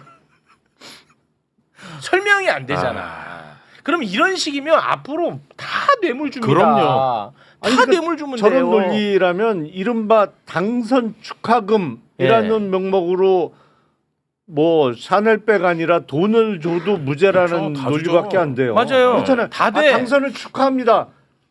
그러면서 당선 축하금 명목으로 줘. 그렇죠. 뭐 1억이든 10억이든. 어. 그 전 논리대로 되면 다 돼. 다 무죄지. 그러니까. 아이고. 김기현은 어떻게 되는 거예요? 예? 김기현은 자기가 당선되고 로저 비비에를 선물했는데 그렇지. 감사합니다. 이거 어떻게 되는 거예요? 당선 사례로 쏜 예, 거지 예. 그거는. 전 논리대로라면. 자, 그런데 정말 가장 나는 고약한 대목이 마지막에 또 있었는데요. 네. 우인성 판사는 김건희가 그라프 목걸이를 받아놓고 받지 않았다고 아직까지 거짓말한다고 얘기를 해요. 이 우인성이 그렇게 생각하고 있습니다. 이 김건희 여러분 이 나쁜 여자입니다. 그라프 목걸이 받아놓고 아직도 이 여자는요 그라프 목걸이를 안 받았다고 얘기를 해요. 네. 라고 본인이 판단해. 그러면서 김건희는 반성하고 있다고 감경을 해준대. 나는 이게 진짜 이해가 안 가. 우인성 자신의 세계관 안에서도 막 충돌한다니까. 그렇죠. 안 맞네요. 네, 안 맞아. 네. 끝까지 거짓말을 하고 있다고 우리한테 알려주면서 반성하고 있다고 감경을 한대. 안 맞지. 그리고 1년 8개월. 금품의 수수를 피고인이 먼저 요구한 바는 없습니다. 뒤늦게나마 가방 등을 공여받은 자신의 사려 깊지 못한 행동에 대하여 일부 자책하며 반성하고 있습니다. 별다른 범죄 전력이 없습니다. 이러한 점들은 유리한 양형사유로 고려합니다. 주문, 피고인을 징역 1년 8월에 처한다. 압수된 그라프 목걸이 1개를 몰수한다. 피고인으로부터 1281만 5천 원을 추징한다. 범죄 전력이 없다. 아니 뉴스 안 보세요? 그동안에 이거 다 덮어준 거잖아. 그러니까 검찰이 다 덮었잖아요. 그래서 범죄 전력 없는 거잖아. 뭐 하세요 두 분은? 아니 나 지금 심각한 의문이 제기돼서 그래요. 내가 여태까지 알기로는 네. 그러니까 서희건설에서 줬던 뭐야 반클리프 반클리프의 나펠 목걸이는 압수가 됐죠. 네, 그 실물이 나와버렸어요. 실물이 나왔어요. 네. 근데 그라프 목걸이는 못 찾았잖아. 그라프 목걸이 어디 있어요 지금? 못 찾은 그러니까 걸로 못 알고 찾은 있습니다. 거잖아요. 아니, 그러니까 아니, 오빠 오빠의 장모 집에서 나오지 않았나요? 그 가짜를 하나 만들었다가 진짜는 오빠의 장모 집에서 압수가 된 걸로 기억이 되는데. 아니 그래서 끝까지 안 받았다고 그런 거 아니야? 그게 압수가 됐었나요? 헷갈리는데 지금. 김건희 그 개목걸이만 기억나. 반클리프 앞에는 한동훈 집에서 나오지 않나?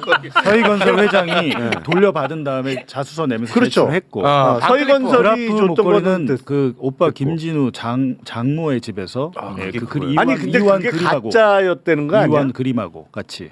그게 그 목걸이가 감정해 보니까 저도 그 생각을 그건 했거든요. 제가 잘 정확히 모르겠네요. 아니 그런데 원래 하면 지금 내 상식으로는 그라프 목걸이의 실물은 없는데. 진짜는 압수가 안 됐어요. 지금 그러면 혹시 가짜를 압수하고 그걸 진짜로 몰수했다 이 말씀이세요?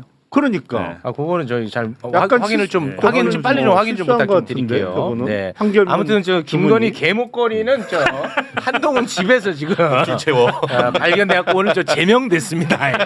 네. 아 그거 그라프 목걸이는 나중에 전성배 씨 통해서 확보를 했다고. 확보했죠. 아, 전성배 씨가 나중에 이제 나도 그래서. 약간 그랬던 걸로 기억하거든. 아, 목걸이도 여러 개를 여러 받아갖고 개니까. 헷갈려. 너무 예. 많으니까 이게. 좋습니다. 자 그리고 이 마지막에 또 이게 장난질합니다. 네. 지금 엄청나게 말도 안 되는 솜방망이 처벌한 거잖아. 그런데 마치 우인성은 자기가 매우 엄격하고 매우 공정하게 선고를 한 것처럼 공정의 법복으로 자신을 또 치장을 합니다. 이게 진짜 꼴보기 싫었습니다. 네. 저는 개인적으로. 공정의 법복으로 치장하는 우인성의 모습 함께 보겠습니다. 피고인은 이러한 청탁과 결부되어 공여된 고가의 사치품을 뿌리치지 못하고 수수한 다음 이를 가지고 자신을 치장하는 데 급급하였습니다.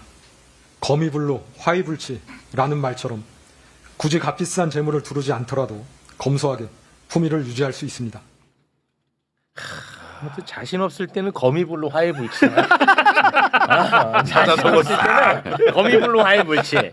검소하지만 이 말이 어려운 것도 아니야. 네. 검소하지만 누추하지 않고 화려하지만 사치스럽지 않다야. 나는 우인성 판사 화려하지만 언변이 화려해 보이잖아. 네. 누추하다. 화려하지만 누추하다. 제 거 받아가십시오.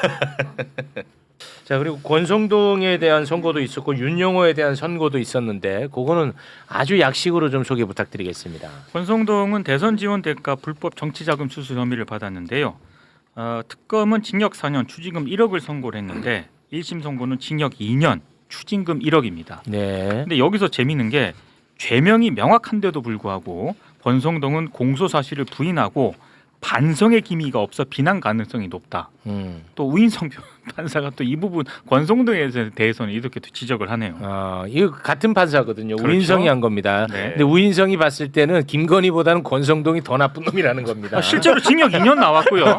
김건희는 1년 8개월 나왔습니다. 이야 대단합니다. 대단한. 이건 좀 억울하게 대단해. 내가 권성동 편들 거라고는 상상도 못했다.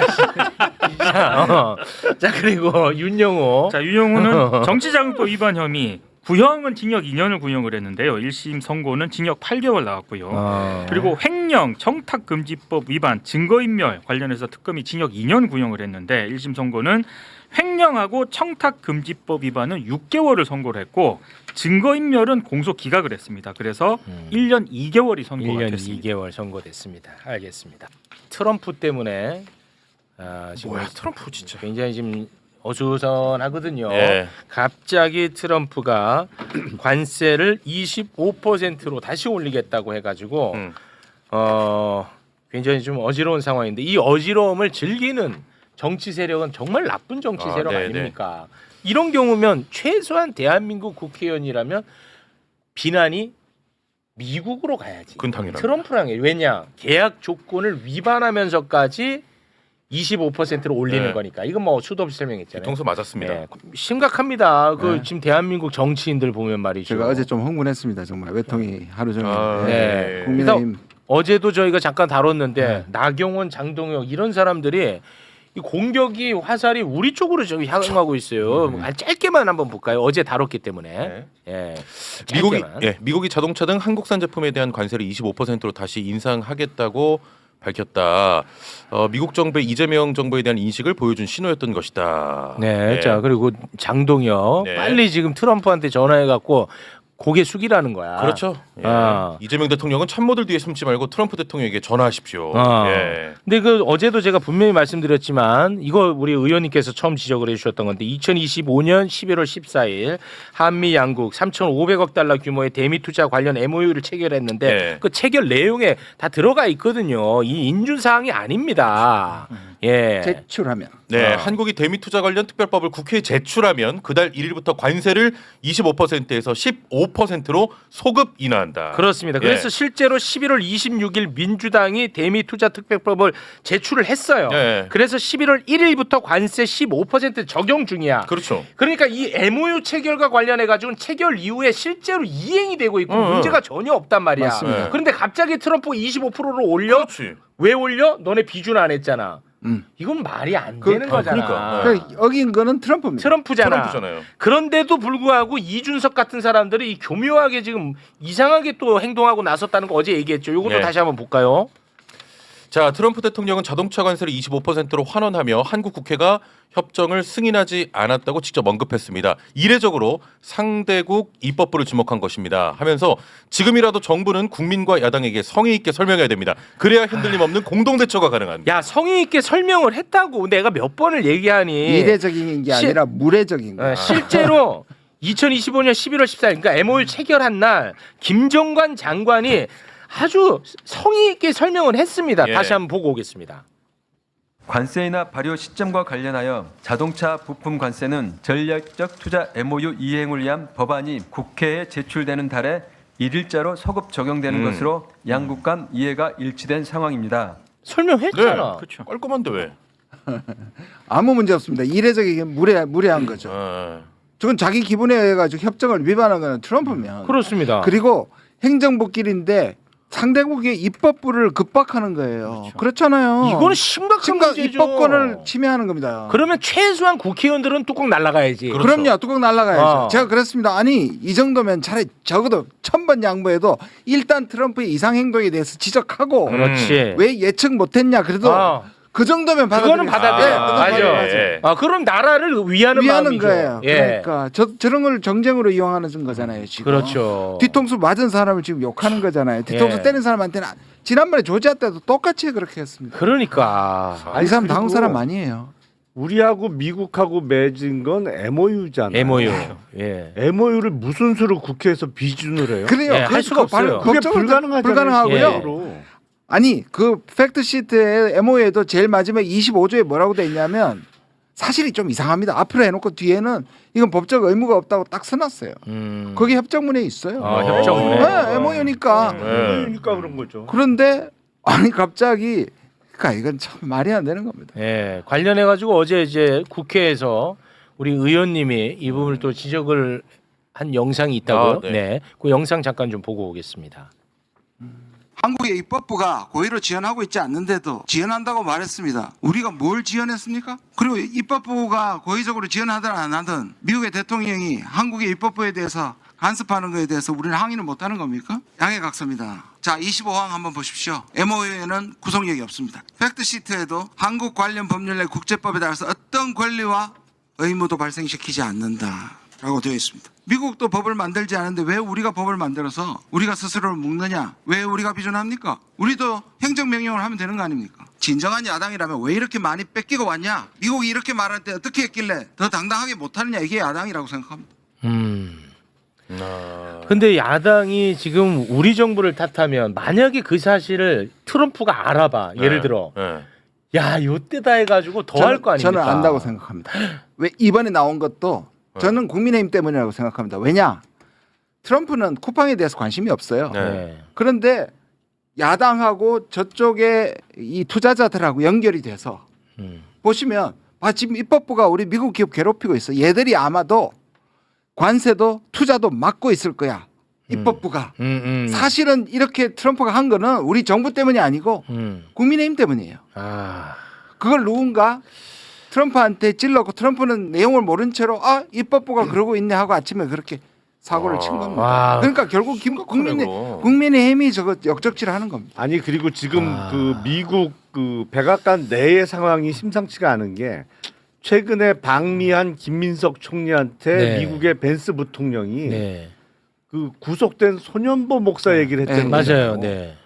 미국 부통령이 손현보 목사를 어떻게 알아? 그거 진짜 그거는 이건 누가 옆에서 계속 예. 얘기를 한다는 얘기야 이거를. 맞습니다. 네. 맞습니다. 세상에 부산에 있는 손현보 목사 구속된 걸 맞아요. 벤스 부통령이 어떻게 하냐고. 맞아요. 한국 사람이 얘기해 주지 않으면. 네. 한국 사람도 웬만한 한국 사람은 손현보 모를 겁니다. 그렇죠. 야, 이게 진짜 지금 굉장히 심각합니다. 그래서 대한민국 이 윤어게인 세력, 극우 세력이 대한민국에 너무 큰 위해를 가하고 있어요. 저 두 개만 소개시켰잖아요. 네. 사실 국민의힘이 전 내란 세력이 저 모두 다 지금 저 트럼프의 발언을 가지고 다 한마디씩 하고 전부 정부 욕하고 있습니다. 그러니까 그게 몽 여야가 국익 앞에 여야가 없다는 말은 전부 새빨간 거짓말이지. 거짓말입니다. 새빨간 거짓말입니다. 그렇습니다. 미국을 활용해서라도 우리 정부를 흔들 수 있다면 땡큐라고 생각하는 진짜 사람들이에요. 그런 것 같아요. 예? 쿠팡 마인드라니까. 그러니까요. 대한민국 국회의원인데. 그 쿠팡도 트럼프 아무 관심 없거든요. 근데 왜 저걸 자꾸 하냐면 돈 네. 받은 미국의 정치인들이 지금 로비를 무지무지하게 하거든요. 네. 그거를 또 살짝 끼워 넣어 가지고 입법부에서 괴롭히니 저 잘 살펴봐야 된다고 트럼프는 또 그 얘기도 했고 안 그래도 지금 캐나다한테 긁히고 네. 지금 긁힌 거에 대해서 분풀이 하고 싶은데 한국을 지목한 거잖아요. 네. 여기서 잘해야 되는 게 뭐냐면 네네네. EU도 있고 한국도 있고 일본도 있는데 한국에서 이렇게 해가지고 이거를 예측하지 못한 것보다 더 중요한 게 뭐냐면 이렇게 왔을 때 어떻게 대처하냐. 아, 그렇겠죠. 이렇게 대처할 때 만약에 어. 우리가 바싹이 못 때리거나 또 저렇게 해가지고 먹혔다. 그러면 이제 그러면 또 계속하지. 때리는 아니, 거예요. 그건 무조건이야. 그러니까 그건 여기는 무조건이야. 제가 이제 어제도 말씀드렸는데 정부는 가서 우리 거의 다 안다. 서둘러 우리 잘하고 있다라고 달래야 되지만 오히려 입법부나 이쪽에서 느긋하게 해야 되고 미국의 대법원 판결 날 때까지 절대로 하면 안 됩니다. 네. 이럴 때 좀 야당이 좀 도와주면 얼마나 그렇죠. 좋아. 외교 문제인데. 아, 이게 돕는다는 표현도 하고 봤더니 좀 이상하긴 하네. 돕는다는 게 뭐 남의 국가 국민한테 도와달라고 하는 것도 아니고 말하고 났더니 좀 이상하긴 하네. 같이 해야 되는 건데 이게. 네, 알겠습니다. 그 베트남에 우리 정무 특보님이 네네. 또 바로 또 가시지 않았습니까? 네. 대통령께서 그 바로 저를 좀 급파하셔서 네. 현장 상황을 좀 챙기시라고 네. 그렇게 제가 바로 현재 가게 됐습니다. 네. 그런데 뭐 사실 좀 서거 소식이 전해져가지고 좀 이제 많은 분들이 안타까워했는데 네. 베트남에서는 혹시 이해찬 대표님에 대한 예우가 어땠는지도 좀 궁금하기도 하거든요. 그 베트남 현지에서는 그 베트남 정부 그리고 호치민시 정부가 모두 나서서 그 이해찬 총리께서 병원에서 계시는 동안 또 그리고 다시 이제 호치민을 떠나서 한국에 돌아오실 때까지 그 아주 전폭적으로 협력을 해주셨어요. 그래서 거의 국빈급 예우를 해주셨다고 말씀드릴 수가 있을 것 같습니다. 굉장히 고맙네요 또. 네네. 저희들에게 그 유가족을 비롯한 또 저를 비롯해서 함께 동행했던 그 일행들에게 또 그 큰 슬픔 속에서도 또 위로가 많이 됐었습니다. 네. 그래서 어제도 그 첫날 바로 또 이제 그 조문객을 받을 때도 네. 또 한국에 있는 베트남 대사가 또 찾아왔습니다. 아, 그랬나요? 네네. 그래서 다시 한번 또 이제 그 애도의 뜻을 표하고 네, 베트남 정부 입장에서는 그 이해찬 총리님에 대해서 그런 말씀을 하시더라고요. 그러니까 그날 이제 저희가 그 호치민 공항을 떠나기 직전에 그 하노이에서 바로 그 외교부의 수석 차관이 날라왔어요. 그래서 그 조문을 또 마지막 위로를 하기 위해서. 네. 그러면서 수석 차관이 이제 그 당의 중앙위원이자 장관급 인사인데 직접 저희가 출국하기 직전에 또 공항을 찾아와서 네. 그 이해찬 총리는 그 베트남에서도 크게 신뢰를 받는 분이다. 그리고 또 이번 일은 그 한국과 베트남 양국의 큰 손실이다. 또 이렇게 또 위로를 하면서 또 베트남 국가 주석에 이재명 대통령께 보내는 서한을 직접 들고 왔습니다. 네네. 그래서 그 마지막 가는 길까지 그 정말 아주 할 수 있는 최대한의 예우를 베트남 당국에서 해주었습니다. 네. 우리 대통령 정무특보 조정식 의원님이 그 과정에서 굉장히 또 애를 많이 쓰셨는데요. 이 얘기를 우리 정무특보님 앞에서 네. 저는 좀 다룰 필요성이 있을 것 같아서 네네. 이 얘기를 잠깐 좀 불편하더라도 좀 다뤄보도록 네. 하겠습니다. 윤어게인들은 이마저도 음모론으로 지금 고인도 모독하고요. 그리고 우리 정무특보님도 모독을 하고 있습니다. 예. 수준이 매우 심각해서 진짜 심각해요. 이거는 진짜 제가 네. 고발 차원에서 우리 정무특보님 앞에서 함께 좀 보고 싶은데요. 그 부분 잠깐 보고 오겠습니다. 무슨 보좌관인가 그런 사람을 육선 의원을 급파를 했다는 거야. 급파. 그러면 도대체 그 사람들이 의사도 아닌데 가가지고 뭘 하겠다는 거예요. 그러니까 제가 볼 땐 뭔가 그 사람과 이해찬과 반드시 어떤 대화를 나눠야 되는 게 있지 않나. 죽기 직전인 사람한테 뭐 할 말을 해서 뭐 하겠습니까? 뭘 들으려고? 반드시 들어야 되는 내용이 있는 게 아닌가라는 생각이 들고 그 다음 차기 후계자를 들으러 간 걸 수도 있고 어쨌든 그분이 하필이면 왜 동남아 갔을 때 그렇게 위독하게 됐는지 그렇죠. 뭔가 위독해질 어떤 사유가 생긴 거니까. 혹시 의원님 알고 계셨나요? 저도 국내에 돌아와서 저 소식을 접했습니다. 네. 근데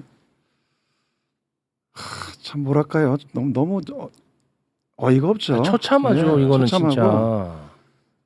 그 죽음 앞에서는 네.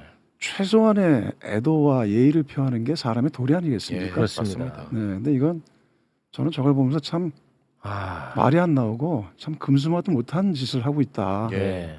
그런 생각이 듭니다. 그리고 저런 걸 통해서 결국은 저 조회수 장사하고 네. 또 그걸 통해서 뭐 후원 모금 뭐 그런 장사하고 저는 그런 게 아닌가 생각이 들어요. 그리고 이제 저까지 거들먹거리는 걸 보면서 그렇습니다. 네, 참으로 참 일고의 가치도 없는 저런 그 가짜 뉴스와 참 헛소리들을 저렇게 남발하는구나. 예. 네. 저 그런 구주와 생각이 변호사라는 듭니다. 사람이 정광훈 당의 대선 후보로 출마했던 사람 아니에요? 맞아요. 어디서 이름을 네. 봤는데 네네, 대선 이름이 네. 낯이 익죠. 맞죠? 지난 대선에 나왔어요. 네. 네. 아유, 법조인이에요. 참. 요새 변호사 너무 많아요. 네. 알겠습니다. 또 경쟁이 치열해서 좀 짜증이 나시네요. 네. 도구나 카우나 다 변호사야. 네. 그 우리 의원님은 이해찬 대표님하고 인연이 좀 깊으신가요? 제가 이해찬 총리님을 그 처음 정치적 인연을 맺게 된 거는 1992년도예요. 1992년. 네, 그때 이제 대통령 선거가 있었는데요. 당시 이제 야당 총재셨던 김대중 대통령님하고 이제 YS 대선을 네. 치를 때였었는데 그때 제가 이제 그 학생 운동을 마치고 이제 노동 현장에 있다가 대통령 선거를 앞두고 제가 당에 이제 들어가게 됐습니다. 네. 그래서 처음에 제가 그 민주당의 당직자로 들어갔을 때가 당시 민주당의 당무기획실 전문위원으로 제가 들어갔었는데 그때 당무기획실장이 이해찬 의원이셨어요. 네, 그리고 이제 당시만 해도 지금은 이제 그 당에서 당직자들을 채용을 할 때 지금 다 공채를 하고 있는데 그때만 해도 그런 시스템이 없었거든요. 근데 처음으로 전문위원들 공채 시스템을 도입한 게 이해찬 의원이셨어요. 그래서 아무튼 제가 그 공채에 뽑혔고, 네. 그리고 이제 전문위원으로 같이 이해찬 당시에 실장님을 모시면서 대선을 치렀었는데, 저에게는 이해찬 총리님은 저의 정치적 첫 문을 열어주신 분이나 마찬가지죠. 네. 근데 보면은 이해찬 대표님이 이 시스템 구축하는데 굉장히 많은 역할을 하셨네요. 계속해서. 그렇죠. 예. 그 진짜 대단하신데요. 그러니까 평생 그 정치와 그리고 또 공직을 하시면서 또 민주주의 그 역사를 쭉 만들어 오시면서 이해찬 총리님에 대해서 저희들이 미스터 퍼블릭이라는 또 말을 해요. 그러니까 말 그대로 가장 중시하셨던 게 퍼블릭 마인드, 공적 마인드입니다. 네. 그래서 그 공인으로서 그다음에 공과 사를 엄격하게 구분하고 또 공적 책임감을 가져야 된다 공인은. 네. 항상 그런 부분들을 그 본인의 모든 일에 있어서의 기준으로 삼으셨고 네. 또 그러다 보니까 공사를 너무 엄격히 구분하시다 보니까 깐깐하기도 하셨어요.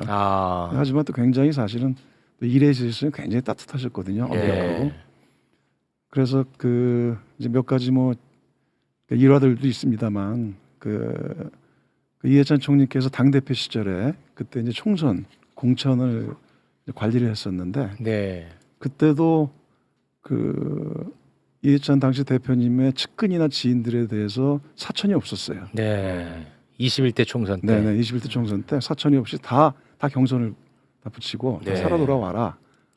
이제 사실 그렇기 때문에 그때 공천에 대한 잡음이 아무것도 없었던 거거든요. 네. 그 덕에 180석. 네네. 그 덕에 180석 했고 네. 또 어찌 보면 또 안타깝게도 그 이해찬 대표의 오랜 측근들과 지인들은 경선에서 많이 탈락을 했어요. 네. 네네. 그건 정말 위대한 업적이라고 봅니다. 네네, 뭐 떨어지신 그렇죠. 분들한테 뭐 좀 죄송한 말씀인데 위대한 업적이에요. 네네. 그리고 그분들이 네. 또 이제 지금 또 이번 22대 국회에서는 들어왔나요? 여러분이 또 들어오셨고 예. 그리고 이번 그 저렇게 아주 그 극우 악성 그 유튜버들이 저렇게 음모론을 제기하면서 막 저런 식으로 막 고인의 그 죽음을 그 음해하고 아주 그 훼손하고 있습니다만 그 이번 같은 경우도 실제로 이해찬 총리께서 그 현재 민주평통 그 수석 부의장직을 맡고 계시거든요. 그렇습니다. 그러니까 그 일에 공무차 출장을 가신 겁니다. 네. 그리고 이해찬 총리께서는 그 평생 수십 년간 이 정치와 공직과 민주주의 운동을 하시면서 이번에 민주평통 수석 부의장직을 마지막 공직으로 생각을 하셨어요. 네. 또 그러면서 그 이번 이제 민주평통의 신년 행사가 그 아태 지역 전체 상임 운영위원회 행사가 있었습니다. 그 호치민에서 그 27개국이 모인 아주 굉장히 중요한 행사에서 거기를 가시기로 하셨고, 근데 이제 출국하시기 전에 몸이 좀 안 좋으셨어요. 그랬어요. 네, 그래서 그 사모님께서 몇 차례 만류를 하셨습니다. 그랬어요. 네, 가시지 마시라고. 그런데도 내가 약속을 했는데 내가 어떻게 안 가냐. 네, 그리고 이제 출국을 하신 겁니다. 그리고 이제 그러면서 이제 현장에서 이제 건강이 악화되셔서 이렇게 곁을 떠나시게 된 거죠. 그러니까 마지막까지 그 국가 국민을 위해서 이 일을 하시다가 저는 순식하셨다고 생각을 합니다. 저는 이 얘기는 지금 처음 듣는데 아니 그러면 또 갑자기 말씀 들으니까 좀 사모님이 좀 걱정되네요. 그 어떤 네, 근데 그 사모님께서는 지금 상중을 치르시면서 그 호치민에서 3일간 거의 잠도 못 주무시고 또 그리고 지금 5일장을 이제 치러서 이번 토요일 날 저희들이 발인을 하게 됐는데 그래도 그 슬픔과 그 아픔은 뭐 이루 헤아릴 수가 없지 않겠습니까? 그렇지만 의연하게 지금 조문객들을 맞이하고 계십니다. 그런 사연은 제가 또 좀 처음 듣는데 또 마음이 더 안 좋네요. 또. 네. 그러니까 그러니 저렇게 저런 식으로 극우 유튜버들이 그렇게 그거를 음모론을 펼치고 정말 황당한 저런 말도 안 되는 헛소리를 하는 것들에 대해서 참 뭐라고 뭐 더 열받네. 또 그 말씀 듣고 보니까 가치가 없느라고 저는 생각을 합니다. 더 열받아. 네. 알겠습니다. 네. 마지막까지 좀 수고를 좀 부탁을 드리겠습니다. 네. 고맙습니다. 자, 그러면 여기에서 세 분과는 인사를 나누도록 하겠습니다. 함께해 주신 세 분 대단히 고맙습니다. 감사합니다. 네. 고맙습니다.